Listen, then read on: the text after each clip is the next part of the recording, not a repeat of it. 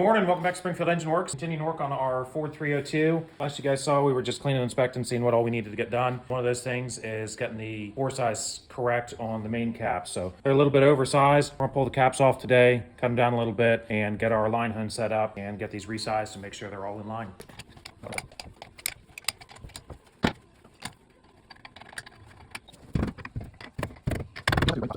So we're only going to take about 1/1000 to 1/1000 and a half off of these caps. Just on the cap? Yeah, just on the cap side to lower those down. But you won't need to trim these at all. You'll just clean them and put it back. Yeah, we'll just clean these. We make sure that there's no burrs or anything, so the caps are sitting true on there. Okay. So you had this all set up and ready to go before we got here? So this stays, well, so this sets our stone height here. This always stays set up for cutting caps. Gotcha. There's not a mains. I've actually got one that's got a little bit smaller jaw on it for smaller rods.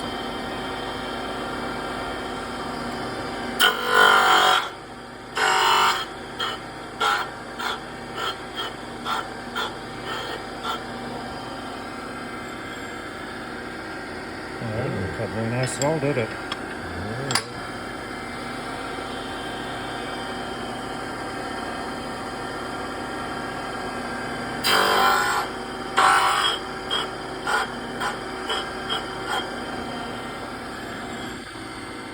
There we go. That's good.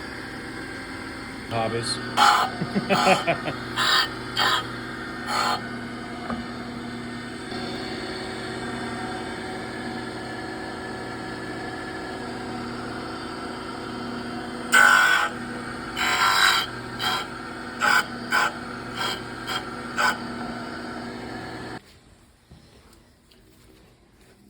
Okay, so now we're just cleaning everything up, getting it ready to go? Yeah, we got everything cleaned up. I'm just going to put a little bit of layout fluid on here just so we can make sure that we're cutting all the way across the bearing surface. Okay.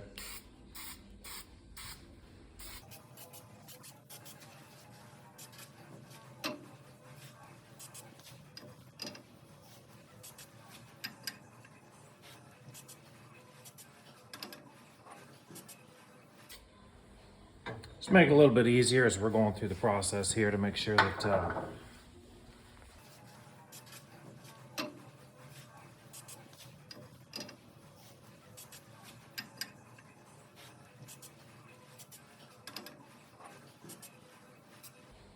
just make it a little bit easier as we're going through the process here to make sure that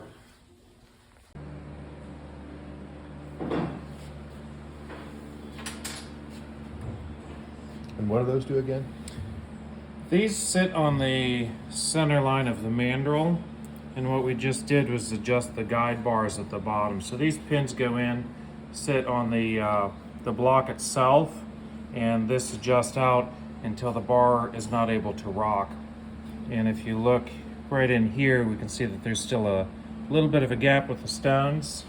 And we'll make that adjustment as we bring the stone up to size. So this handle on the end here only adjust our stone. Get nice and tight there. Yep, and we'll see that gap close. And then we just put a little bit of pressure on that.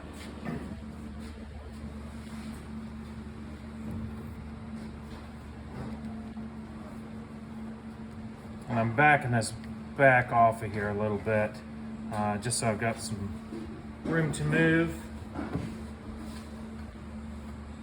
Get our drive motor hooked up. It's a little easier when I can turn that stone.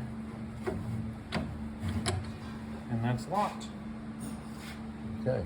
And so a couple other things to do to make sure our stops are in the right place so that we don't overrun on our stones, cause damage or misshaping out on the ends.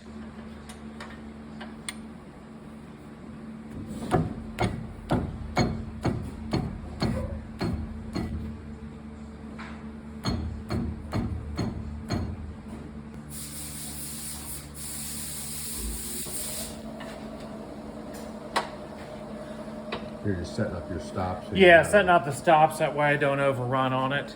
And we'll drop this last cap on here. What do you mean by overrun? We don't want to pull the end of the stone into the cap Gotcha. because it doesn't keep our true size. to start to either tear up the end of that stone, or it'll can cause it to wobble a little bit. So we want to keep as much as the full working length in the caps. If that means we leave a little bit of the stone out on each end, Gotcha. is better than dragging that end in, because you're going to have that sharp drop off of them.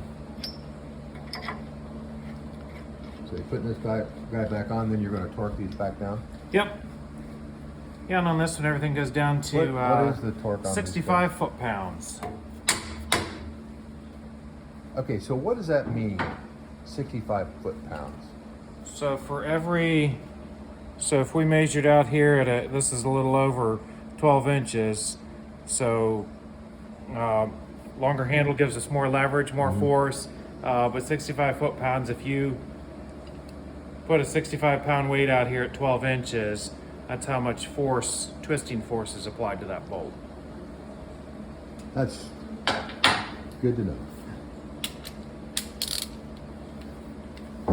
And this is actually a gauge that tells you that. Yeah, so this is set up, it'll click when we're there.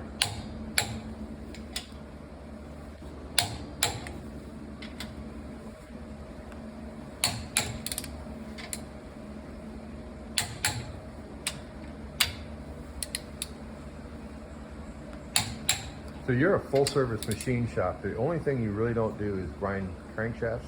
That's correct. And we use a place about an hour and a half away from here.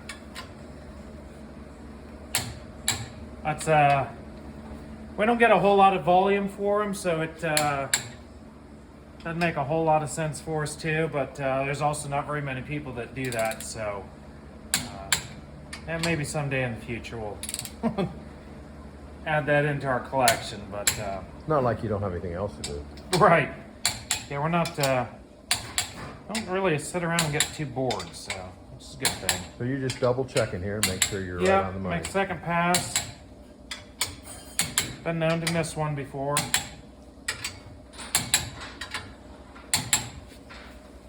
Okay. And that's everything. So we'll set that over there. Now this is the... This is our honing oil. So just like when we're honing the cylinder bores or honing rods, which a lot of people have seen. This just sits in a little different position. Turn on our pump here. Run our stone up so we get a little. Just this one doesn't splash too bad, but just to make sure. And you're adjusting this now to tighten up against the... Yeah.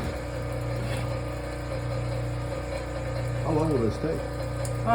So that the actual cutting process probably only takes us about 10 to 15 minutes. Being able to hit all 5 of them at the same time makes it pretty quick, so we'll get started here. Okay.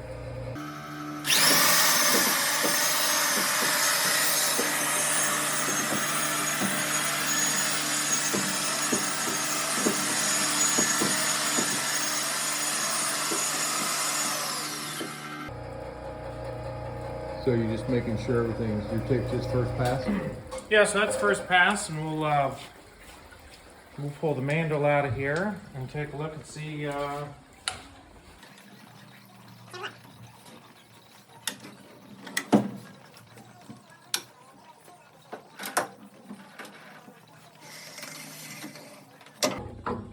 Wow. Look pretty clean. Look pretty clean, and it looks like we cut all of our blue out in the first pass there. Yeah, I don't see any glue out.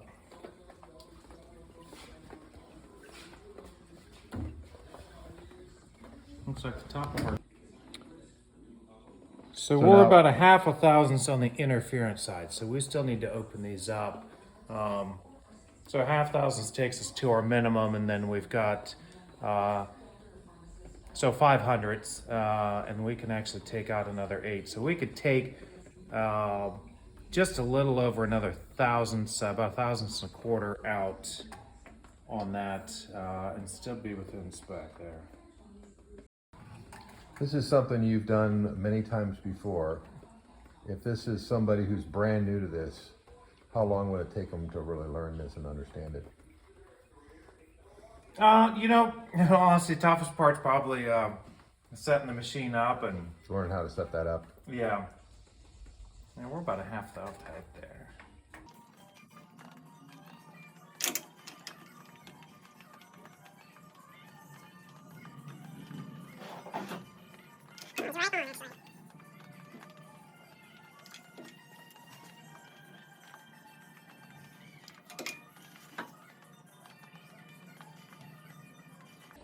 So this is basically the same technology we've been using for the last, what, 60? Yeah. These machines haven't really changed but a very important part of the process, having this straight and the right size, so that when your crank goes in there, it's not actually pulling the crank out of its. I would think that would tend to hurt the longevity of the engine. Yeah, you start getting premature bearing wear. So this is one of the most important operations for rebuilding an engine then. Yeah, well, this and balancing, right, really, determines the longevity of the motor.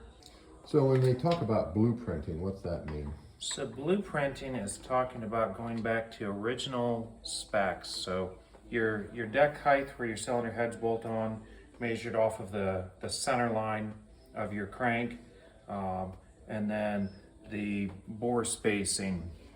As these things wear, a lot of times when cylinders are bored and honed, you go in and find the center of the existing bore each time, whereas blueprinting is going to look at finding the center of the hole based off of the bolt holes, Okay. and then having back to the blueprint specifications of bore spacing The original specifications and of the alignment motor. off of the center line of the crank.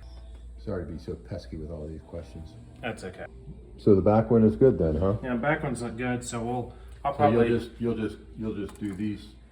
I'll actually loosen the cap so that it doesn't have any pressure on there. See how we left a little blue in there? Yep. And we're sized up, so that means that one gets another trim.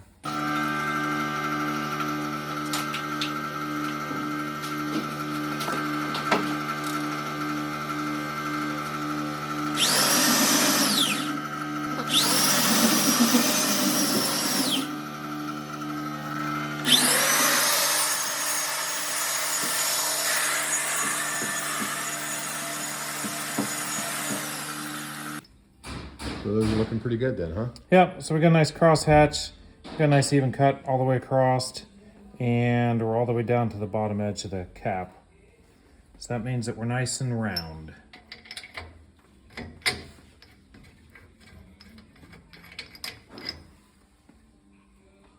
Looks like same for that one. Yep. So we'll deburr these edges. We pick up a little bit of a burr on the edges there, so we'll clean those up here before we go through the wash tank.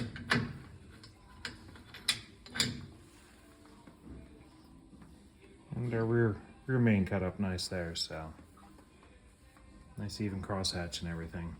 So how will you deburr those?